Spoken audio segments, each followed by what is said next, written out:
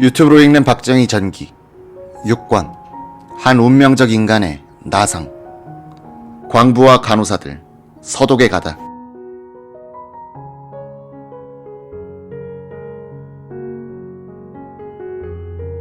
(1963년부터) 1965년은 박정희가 정치 혼란에 휘말리면서도 방향 감각을 놓치지 않고 국가의 진로를 대외지향으로 확실하게 잡은 시기였다. 서독의 광원 간호사 파견, 남미 이민, 월남 파병, 원양어장 개척, 현대건설의 해외 진출, 한일 국교 정상화, 수출입국 정책이 모두 이 기간에 추진됐다. 국토 분단으로 반쪽을 잃은 한국은 해외로, 세계로 나아가서 드넓은 민족의 활동 공간을 확보하게 된다. 조선조 이후 사라졌던 우리 민족의 야성과 해양 정신이 되살아나는 계기를 잡은 것이다. 이기홍은 이승만 정부 시절에 부흥부의 기획국장으로 있으면서 경제개발 계획 수립에 참여했다. 그는 1962년 3월 서독 주재 한국대사관의 경제기획원 주재관으로 파견됐다.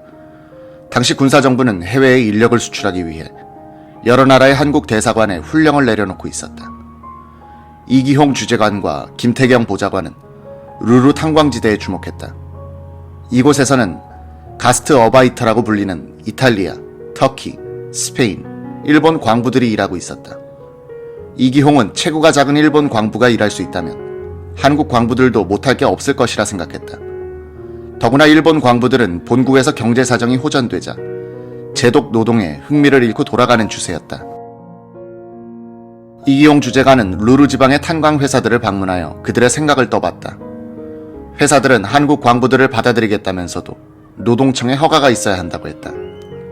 이, 김 두 사람은 노동청의 캐퍼비츠 노동정책국장을 찾아갔다. 독일어에 능통한 김태경 사무관이 설명했다. 우리나라는 가난하지만 사람들은 모두 부지런합니다. 우리 광부들은 또 군복무 경험이 있어 잘 훈련되고 단체 생활에 익숙합니다. 캐퍼비츠 국장의 표정이 동정적으로 변하더니 선뜻 수락했다. 이기홍은 의기양양하게 한국 대사관으로 돌아와 대사에게 보고했다. 대사는 왜 그런 일을 하고 다니느냐고 버럭 격정을 냈다. 노무자들이 독일에 오면 골치가 아프다는 것이다. 당신은 단 1달러의 외화도 벌어야 한다고 박 의장의 진두지휘하에 온 국민이 총력을 경주하고 있었다. 박 의장이 혁명정부 지도자로서는 믿어지지 않을 정도로 열심히 일하고 있었다. 나는 그가 불쌍해 보였고 고독해 보였다. 나는 경제기획원에 이 사안을 보고하고 추진하기로 했다. 1963년 여름 김종필 전 정보부장이 자의반 타의반의 외유 도중 서독을 방문했다. 그는 중앙정보부 소속으로서 한국 대사관에 파견 나와 있던 육사 8기 동기생인 윤웅정 참사관 및 김태경 사무관과 함께 루루 지방의 한 탄광 막장까지 들어가 봤다.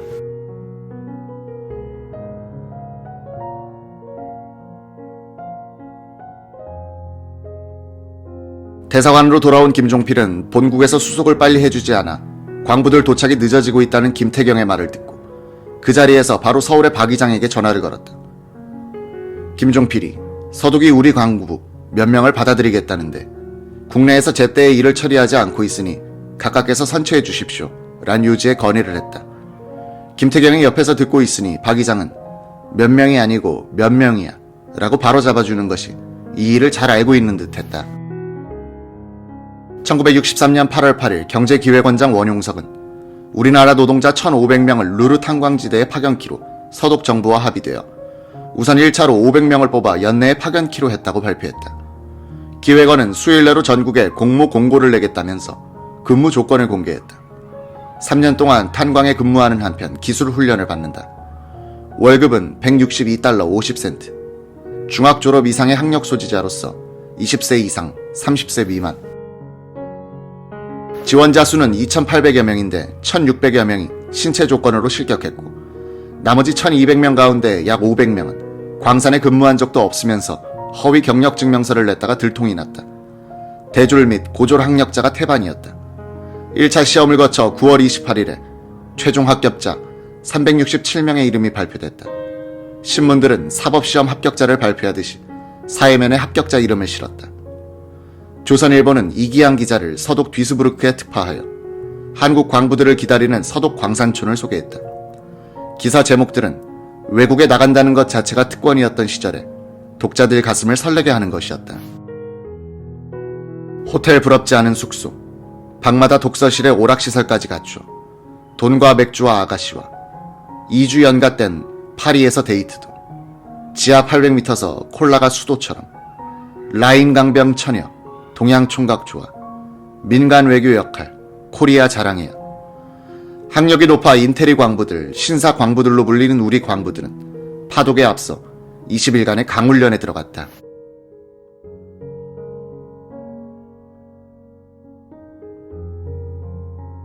파독 광부로 선발된 사람들 가운데는 광부 출신이 아닌 사람들이 많았다. 이들은 낮에는 석탄공사 장성광업소 갱내에 들어가 채탄 작업을 실습하고 밤에는 늦게까지 독일어를 배웠다. 파독 광부 일진 123명은 1963년 12월 21일 에어프랑스 편으로 서독을 향해서 떠났다. 공항에서는 해외 취업자와 가족의 이별이 있었다. 부산대 법학과를 졸업하고 광부를 지원한 우동천의 아내 조영희는 3년간 헤어져 살게 되어 고달프지만 남편을 위해 희망을 안고 기다리겠다면서 눈물을 삼키고 웃음을 보냈다. 이런 장면은 개발연대의 공안과 항구에서 곧 익숙한 풍경이 될 터였다. 이날자 조선일보 사설은 이렇게 당부했다. 실업 문제의 해결이란 점에서 우선 다행이라고 생각하지만 여러 가지 면에서 배울 점도 많을 것이다. 비록 갱내에서만 작업한다 하더라도 3년간이나 눈여겨보느라면 습득할 것이 많겠다. 이들이 3년간의 복무기간을 끝내고 돌아오면 국내에서 모범공원으로서 석탄 개발에 이바지하는 바 적지 않을 것이다. 또 독일인은 근면한 국민으로서 세계에 알려져 있다. 서독 경제부흥의 기적을 가져온 첫째 원인도 이 근면에 있다고 하는데 그들과 같이 일을 하게 되면 배우는 것이 많을 것이다.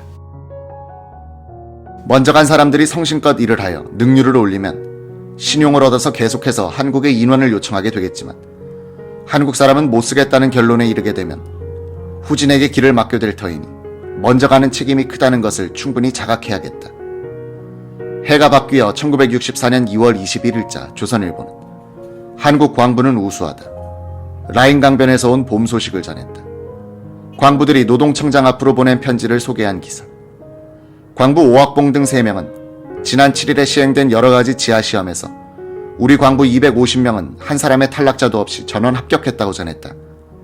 그들은 서독의 너그러운 근로 조건에 감탄하기도 했다.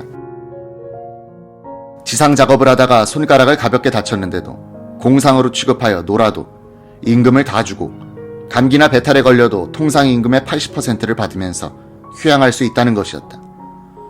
광부의 파독기를 뚫었던 이기용에 따르면 광산에서 일한 경험이 없는 대졸자들이 경험자보다도 독일 현지에서 더 잘 적응했다고 한다. 1960년 봄 제독 한국인 이종수 박사의 주선으로 베를린 감리교 부녀 선교회와 프랑크푸르트 감리교 병원이 한국 간호학생 2명을 받아들였다. 이것이 계기가 되어 1962년부터 매년 20명 정도의 간호학생들이 훈련과 교육을 받기 위해서 독일에 파견됐다. 이종수 박사는 이 사업을 간호학생에서 간호조무사와 간호사로 확대하여 1968년까지 1200여 명의 간호요원들을 서독에 취업시켰다. 서독 마인츠 대학병원 소아과 의사 이수길 박사는 1964년 서독에서 간호사들의 수가 모자란다는 점에 착안해 서독 간호사와 똑같은 대우를 받는다는 조건으로 한국 간호사의 취업을 주선했다.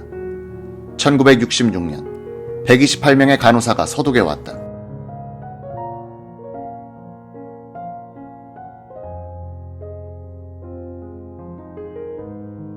두 민간인에 의하여 시작된 간호사들의 서독 취업 사업은 1969년부터 정부가 해외개발 공사를 통해 개입해 1977년까지 1371명의 간호사가 서독에 취업하게 됐다.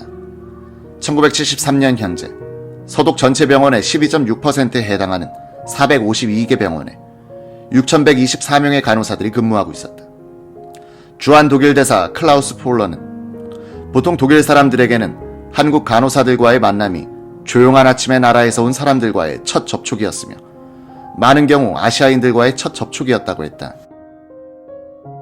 한국 간호사들의 유능함, 친절, 봉사정신은 독일 사람들에게 긍정적인 한국상을 형성하는 데 크게 기여했다고 했다. 그는 또 한국에 거주하는 독일인이 미국인 다음으로 많은 것도 간호사들을 매개로 하여 두 나라 관계가 밀접해졌기 때문이다 라고 했다. 한국 간호사들은 특히 노인 환자들에 대한 극진한 간, 민첩한 업무 처리로서 좋은 평가를 받았고 독일 사람들로부터는 질서와 준법 정신, 근검 절약, 신앙을 기초로 한 합리적이고 긍정적인 생활 태도를 배웠다. 연 인원에서 파독 간호사 수는 광산 근로자를 능가하게 된다. 몇 년 전 통계에 따르면 파독 간호사들 가운데 약 1000명이 주로 독일 남자와 국제 결혼을 했다고 한다. 여성 취업과 해외 취업이란 이중의 벽을 넘은 한국 간호사들은 한민족의 핏줄 속에서 잠들어 있던 무서운 생존력과 적응력을 가장 먼저 자각시킨 이들이다. 간호사의 선진국 취업은 선망의 대상이 되어 여성 취업에 대한 우리 사회의 고루한 선입견을 깨는데 기여했다. 1965년 독일에 파견된 광부와 간호사들을 포함한 해외 취업자들이 국내로 송금한 외화는 상품 수출액의 10.5%, 무역 외수입의 14.6%나 됐다. 1967년에 가면 월남 파병에 따른 특수로 해외 송금액이 상품 수출액의 36%, 무역 외수지의 31%를 차지하게 된다. 5.16 군사혁명 직후 박정희 정권에게 맨 처음 차관을 제공해주기도 했던 서독과의 관계는 급속도로 발전돼 1964년 12월 박 대통령의 방독으로 이어지지만 김영욱의 정보부가 동백림, 간첩단 사건을 잘못 다루면서 양국 관계는 냉각된다.